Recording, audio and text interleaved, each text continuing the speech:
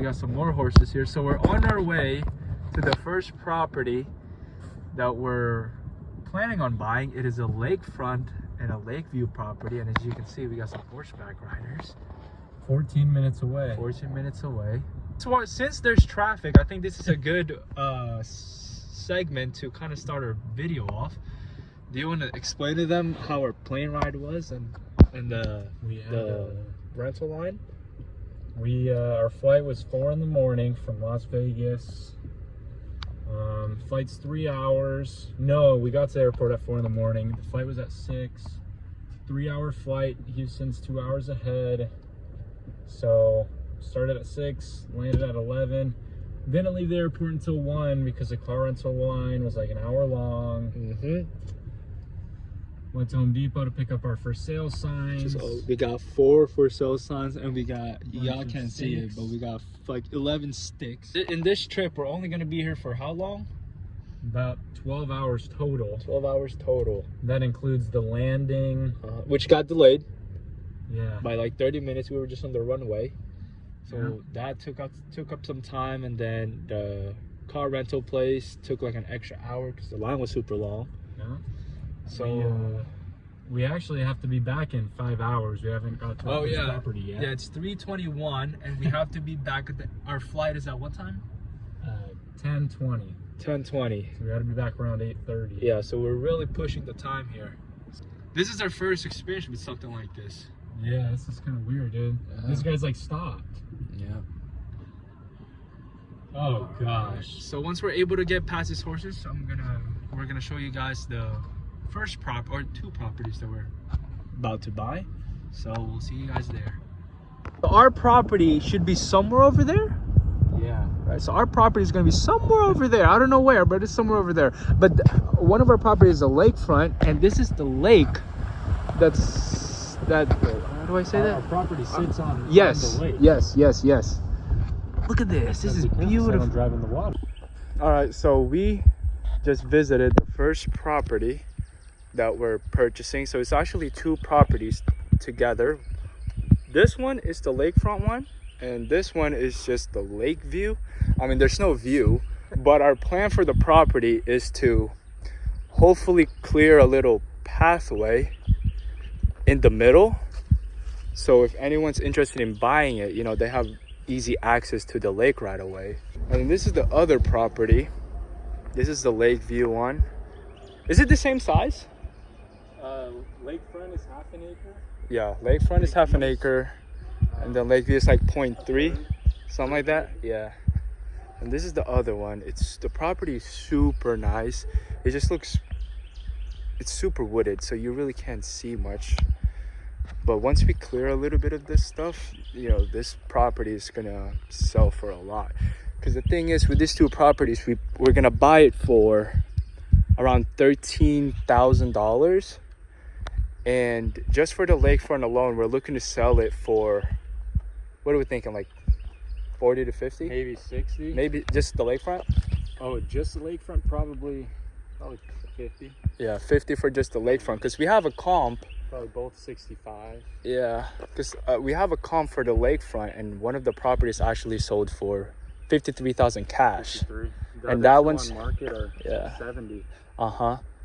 So if we do a little bit of improvements on the property, I don't see why we won't be able to sell it for that much. We'll get 70. Yeah. If we really did some improvements. I want to show you guys this. So this is our drone. It kind of broke, as you can see. I was flying it, and then this drone has a tendency to kind of fly by itself.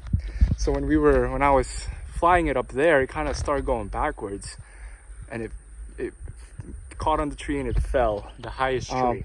But that does not mean that it's broken, so we're gonna attempt to make this fly again.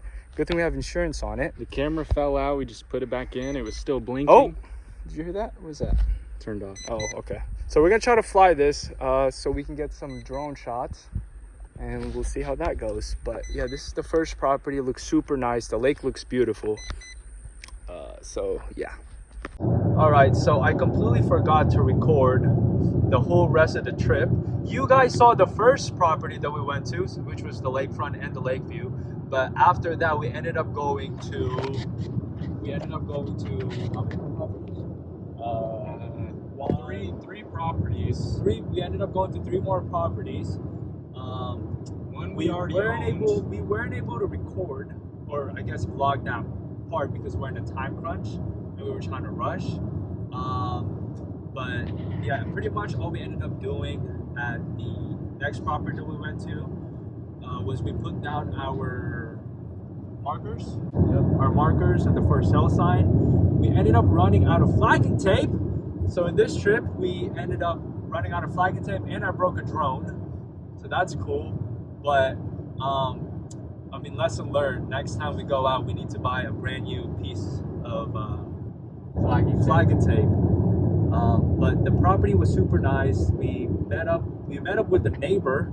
She was carrying a pistol behind her back, which was kind of scary, but she was cool. And then when they were leaving, they passed by us to say what's up. And then I looked in the car. The husband had a sniper rifle, so that kind of creeped me out a little bit too. But all in all, they were super nice, super chill, just asking us questions about the property. For that property, we're purchasing it for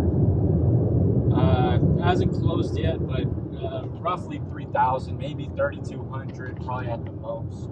yeah, so 3,200 at the most, and we're looking to sell it for around Probably just because it's highway frontage, probably maybe 13 cash, 15 finance, 60 finance. yeah. We really have to test the market. It's 0.33 acres, I believe, so it is pretty big. We have done business with a lot of quarter acre properties, and they sell well in this area. About 10 cash, 12, 13 finance. So just because it's highway frontage is a little bit bigger, we might be able to get 15 cash out of it, to be honest. Yeah, so that's what, 5? So it'll probably be around the 4x after closing, and then once we pay half of closing to sell it. Yeah. Probably And be for the about most part, our 4x. target is around 3x, whether it's cash or financing. Definitely financing, but for bigger properties, I mean, we're happy with a 2x, but with the lakefront property, we got it for such a good price that we're confident that we're going to be able to 3x on that property, maybe even more, if we do decide to do the improvements that we are thinking of doing. But that's we're gonna have to decide on that because that's a very big decision, and that's gonna cost us some more money. So that's pretty much the second property, and then the third property we went to was about 10 minutes away. We ended up visiting a property that we already bought. We just visited it because the markers were kind of off, and we just wanted to see what it looked like again. I'm gonna pop some pictures of what that looked like, so you guys can kind of see what that property looked like. And that property it's pretty nice. It's somewhat cleared. It's pretty much move-in ready if anyone wants to put a mobile home down or an RV. Yeah. There's no utilities, but there's enough room on the property to really, I mean, just to get started right away. Yeah. And for that one, our margins for that is about. That one's a little weird. So we spent about $5,200 getting those 2 lots. Oh, they didn't know. Well, so pretty much we ended up. Those were 2 lots, but we're only selling. We're selling both of them individually. We already sold one of them for $8,000, and then this one we're looking to sell for around. Well, it's interesting. We met a potential buyer, who's going to be financing for 13. So he's going to talk about it with his wife and figure out if he wants to move forward. He does, but his wife doesn't. So we'll see, what he says when he calls us back. And we actually met up with that guy. Yeah, it was the weirdest timing ever. He got there as soon as we started moving our car, and he ended up parking behind us, getting out. So I figured I would go. Yeah, we would introduce ourselves, even though we're in a time crunch. So we did that, and we kind of showed him around. We let him know that we had to go because we had a property down the street. We had to flag really fast before we head back to the airport. He ended up following us, and we found some more neighbors, and we found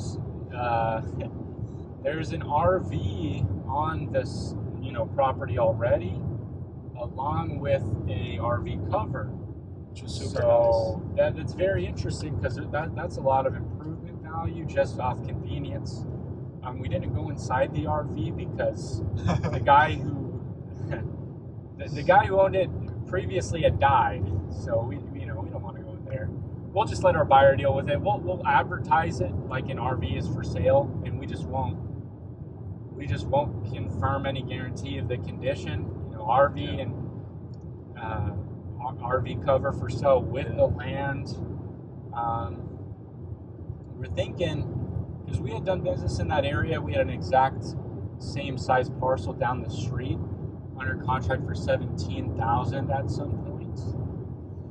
So, given the improvements that are on the property, and by the way, we're getting this one for $600 plus covering closing costs. So, I'm thinking our final cost will be about $2,000 total, which is super cheap. Okay.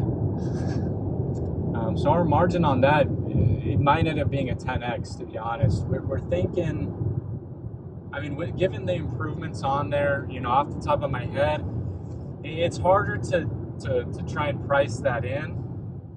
But I'm thinking maybe we'll start high at like 25,000, go down from there. We can't be mad at over a 10x, even if we flip it too fast and we lose a little bit of money on it.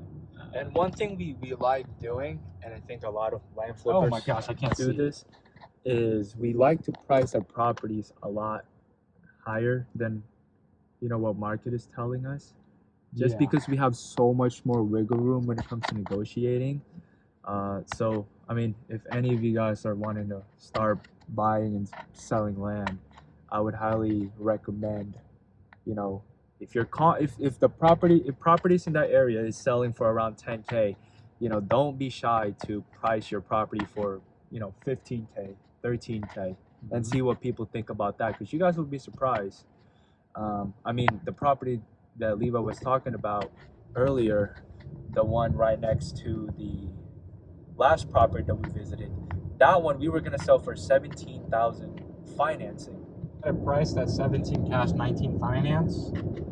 But we had some buyers who, they wanted to negotiate down, which is fine because we start the bar really high. Yeah. And so we were supposed to sell that for 17,000 finance price, but there was an issue that happened with one of the properties, so they ended up going with the 2-acre property that we had over there, and we were able to sell that to them. But that just goes to show, our cons for that in that area. There was no property that were going for like 17K. There was a house that was actually on market for 25. Yeah. So our land, we almost priced it as much as the actual house. Yeah. So you really don't know how much people are willing to pay for some land, even though it might not be in the best condition. Like for them, it might look amazing. Like they might have a vision for it. So you just got to take into account that even though you might not buy the property for yourself, there's other people who might really like it and, can see a future living there. Exactly. And you guys got to take into account, even a little sliver of space that's cleared out, someone can park their RV there immediately and start using the property and just pay you monthly. Yeah. So people have a lot of incentive to do that. And even, the neighbors they're nice people, but, there's junk everywhere. The condition of the houses aren't great. So like Francis said, even if you would have used it for yourself, there's someone in a bad situation that will.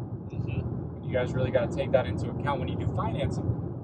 Because financing, you could price financing way over market value because almost everyone wants cash. So when you give someone the option to pay you $400 a month, they don't care if they're spending an extra $4,000 to $10,000 because you're giving them the option to pay monthly over 4 years. So that's just something to keep in mind. Right now we're going back to the airport.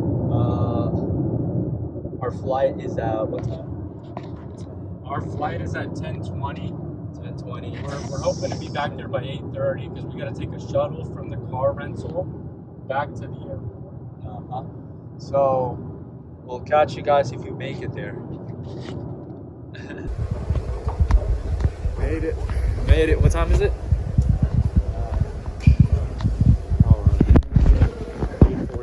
8:48. So we made it just in time. Our flight is like around 10 something, and we just made it to the airport. Yeah, super long day. I'm super tired. I only got like 3 hours of sleep. I mean, I took a little nap at the airplane, but I'm still super tired right now. But we made it work.